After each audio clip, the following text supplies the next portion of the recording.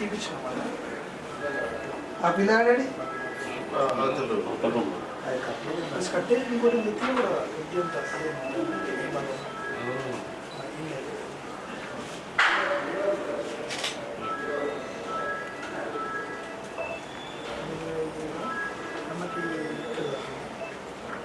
Driver కి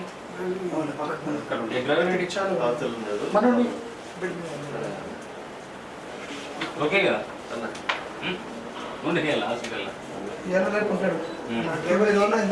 కొడుకు కూడా లోపల పోయింది పూజలు అవుతుంది అడిగి రిమాండ్కి వెళ్ళిపోతుంది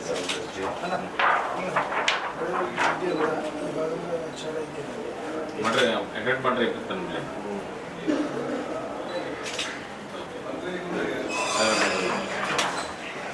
ఓకే మేము అంటున్నాం అందరు ధైర్యంగా ఉండు ముఖ్యమంత్రి రీత్యాలు మంత్రులంతా ఇంకా ప్రభుత్వం తీసుకుంటారు చేసిన పని మనం చెప్పుకోకపోతే ఆ కారణం చేతనే మనం ఓడము వాడిని భయపడేది వాడు ఏంటంటే ఫ్యాక్షన్ లీడర్ లాగా ఫీల్ అవుతుంది ఇక ఫ్యాక్షన్ ఎవరు ఉంటుంది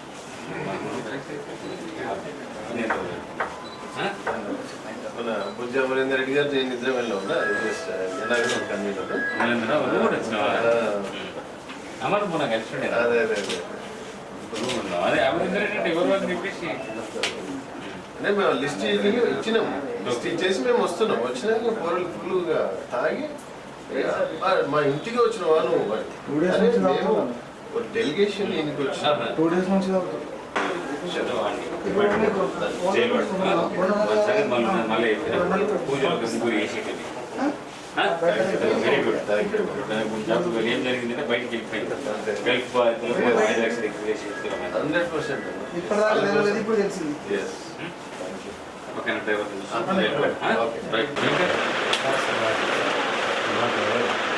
మీ డ్రైవరా ఇద్దరు కలిసి వచ్చారా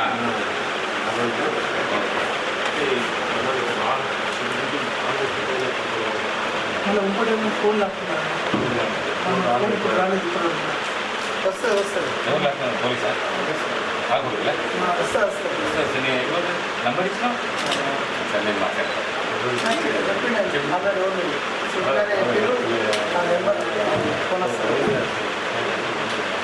గుడ్లు ఆయన పోతుంది అసలు పూజ అయితే అలా పూజ అయింది రిమాండ్ బాబు పూజ రేపు చూస్తున్నాను మనం కూడా మహేష్ గారిని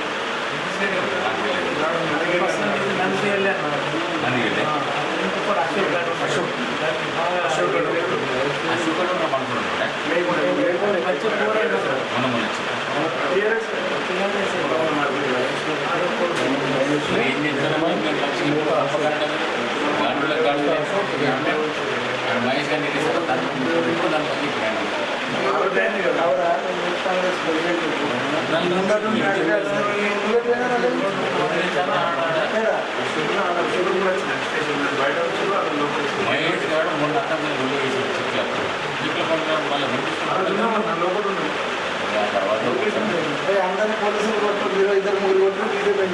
నేను మా మిత్రుడు ఎన్ఆర్ఎస్ఎల్ కన్వీనర్ బొజ్జ అమరేందర్ రెడ్డి గారు మర్యాదపూర్వకంగా ప్రభుత్వం తరఫున మేము ఒక డెలిగేషన్ లాగా వెళ్ళి అయ్యా నీ దగ్గర డేటా లేనట్టుంది ఈ డేటా తీసుకొని అయినా కనీసం నువ్వు నెక్స్ట్ ప్రెస్ మీట్ లో మాట్లాడు అని చెప్పి ఇవ్వడానికి పోతే వాళ్ళ తమ్ముడు ఈ లంజగుడ్లను చంపేయడానికి మా మీద ముసిగొల్పి మేము బయటకు వస్తుంటే మా ఇవాళ వాళ్ళు ఏదో ఒక ఫ్యాక్షన్ రాజకీయం అంటే బాల్కొండ అంటే వాళ్ళ సొత్తు అయినట్టు బాల్కొండ నియోజకవర్గం వాళ్ళ జాగీర్ అయినట్టు ఇవాళ ప్రవర్తిస్తూ 200 మందిని ఇంటి ముందర పెట్టుకొని వాళ్ళకి 2 రోజులు నేను వీడియో దేవా ఇవి పెట్టకూర ఇవాళ వేల్పూర్ మండల కేంద్రంలో ఎమ్మెల్యే గారి నివాసం దగ్గర జరిగిన దాడిని తీవ్రంగా ఖండిస్తున్నాం. భౌతిక దాడులు మంచివి కావు. నువ్వు అడిగిన దానికే సమాధానం ఇవ్వడానికి మా ఎన్ఆర్ఐసిఎల్ అడ్వైజర్ గల్ఫ్ ఎన్ఆర్ఐసిఎల్ అడ్వైజర్ మన దేవేందర్ రెడ్డి గారు, అదేవిధంగా అమరేందర్ రెడ్డి గారు తను కూడా గల్ఫ్లో ఉంటాడు, తను కూడా ఒక ఎన్ఆర్ఐ. వీళ్ళిద్దరూ నువ్వు ఏదైతే ప్రశ్నించినావో గల్ఫ్ బాధితులకు రేవంత్ రెడ్డి ప్రభుత్వం ఏమి చేయలేదని చెప్పేసి అన్నావో దానికి సమాధానం ఇవ్వడానికే నీ ఇంటికి వస్తే ఇంత ఘోరంగా దాడి జరిపించడం అన్నది అది మంచి పద్ధతి కాదు. నీ దగ్గరకు వచ్చిందంటే మేము 18 మందికి అంటే బాల్కొండ నియోజకవర్గంలో 18 మందికి అంటే 18 కుటుంబాలకు గల్ఫ్ ఎక్స్గ్రేషియా గల్ఫ్ బాధితులు అక్కడ చనిపోతే వాళ్ళ ఒకరికి భర్త చనిపోవచ్చు, ఒకరి తండ్రి చనిపోవచ్చు, వాళ్ళ ఇంట్లో కుటుంబ సభ్యులు గల్ఫ్లో చనిపోతే వాళ్ళకు 5 లక్షల ఎక్స్గ్రేషియా ఇచ్చిన ప్రభుత్వం రేవంత్ రెడ్డి ప్రభుత్వం చెప్పడానికి నీ దగ్గరకు వచ్చినాం. మీరు ఉన్నప్పుడు 10 ఏళ్ళు కేసీఆర్ ఏ విధంగా గల్ఫ్ వాళ్ళని మోసం చేసిండ్రో, నేను బొంబాయి అన్నావు, బొగ్గుబాయ్ అన్నావు, దుబాయ్ అన్నావు, ఇవన్నీ అని గల్ఫ్ బాధ నిండా ముంచిన మీ ప్రభుత్వం సిగ్గు లేకుండా ఇవాళ ఎమ్మెల్యే అయిన తర్వాత మీ ప్రభుత్వం పోయిన తర్వాత ఇవాళ రేవంత్ రెడ్డి గారు అధికారంలోకి వచ్చిన తర్వాత ఇవాళ కాంగ్రెస్ పార్టీ అధికారంలోకి వచ్చిన తర్వాత గల్ఫ్ రాత్రులు ఆదుకుంటున్నాం. ఆ రోజు ఎంతోమంది రోడ్డు మీద పడ్డారు, ఆధారం లేకుండా అయిపోయినారు, భార్య పిల్లలు రోడ్డు మీదకి వచ్చిండ్రు. మీరు కనీసం కనికరించకుండా ఆ రోజు వాళ్ళని రోడ్డు మీద పడేస్తే ఇవాళ మా ప్రభుత్వం ఆదుకుంటుంది. దానికోసం నువ్వు అన్న మాటలకే మేము చేస్తున్నామని చెప్పి వీళ్ళు నీ దగ్గరకు వచ్చి ఒక కాగితం తీసుకొని వస్తే వాళ్ళపైన దాడి చేపిస్తావా? సిగ్గేమన్నదా ప్రశాంత్ రెడ్డి? నీకేమన్నా భౌతిక దాడులు ఏ రోజైనా మీరు బాల్కొండ నియోజకవర్గంలో జరిగినాయా? రౌడీలను పెంచి పోషిస్తున్నావా? మరి మేము అనుకుంటే మా కాంగ్రెస్ పార్టీ కార్యకర్తలు అనుకుంటే నీ యొక్క కార్యకర్త కూడా బాల్కొండలో మిగిలాడు. అయినా మేము భౌతిక దాడులు చేయం. ఇవాళ నంగి దేవేందర్ రెడ్డి గారి పైన అటాక్ని వాళ్ళ డ్రైవర్ పైన కూడా అటాక్ చేసిండ్రు. దాన్ని ఖండిస్తూ ఇవాళ హెచ్చరిస్తున్నాం. రేపు రాబోయే కాలంలో ఇలాంటి భౌతిక దాడులు జరిగినా మేము ఊరుకునేది లేదు. రేపు ఇలాంటి దాడులు జరిగితే దానికి ఒకటి చట్టం తన పని తాను చేసుకొని పోతుంది.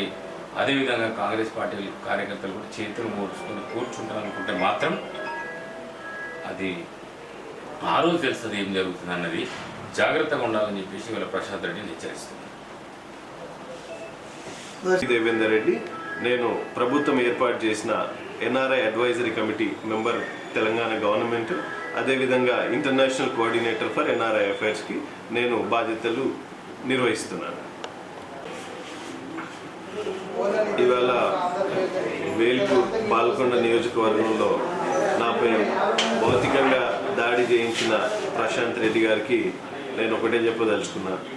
మీరు శాసనసభ్యులుగా మీరు ప్రభుత్వం ముఖ్యమంత్రి రేవంత్ రెడ్డి గారు ఇచ్చిన మాట ప్రకారంగా గల్ఫ్ ప్రవాస కార్మికులు దురదృష్టవశాత్తు గల్ఫ్లో చనిపోతే 5 లక్షల రూపాయల ఎక్స్గ్రేషియా ఇవ్వలేదని చెప్పి మీరు అబద్ధ ప్రచారం చేస్తే అది అబద్ధ ప్రచారం అని చెప్పి విత్ ఎవిడెన్సెస్తోన కాంగ్రెస్ పార్టీ అధికారంలోకి వచ్చినప్పటి నుంచి గల్ఫ్లో చనిపోయిన ప్రతి కుటుంబానికి కూడా 5 లక్షల రూపాయల మృతధన సహాయాన్ని ముఖ్యమంత్రి రేవంత్ రెడ్డి గారు వెంటనే శాంక్షన్ చేయించారు.